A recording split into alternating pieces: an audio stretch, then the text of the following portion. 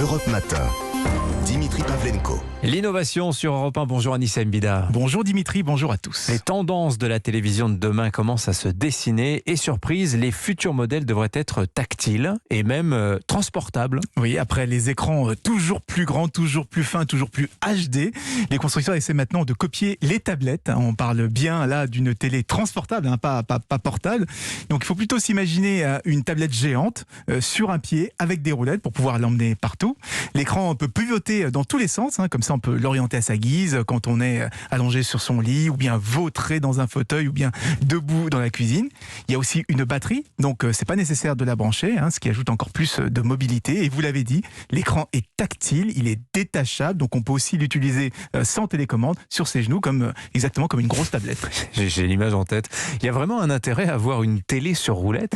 Alors l'objectif, c'est vraiment de concurrencer les tablettes, parce qu'aujourd'hui beaucoup sont utilisés exclusivement comme des mini-télés, pour regarder sa série, pour regarder son film n'importe où dans la maison. Sauf qu'une tablette, ça reste un ordinateur. Il faut installer des applis, les mettre à jour, alors que sur une télé, tout est instantané et on a un écran beaucoup plus grand. C'est LG qui vient de présenter cet OVNI et c'est étonnant parce que c'est en principe les grosses nouveautés en matière de télé arrivent plutôt début janvier au CES, le grand salon de l'électronique.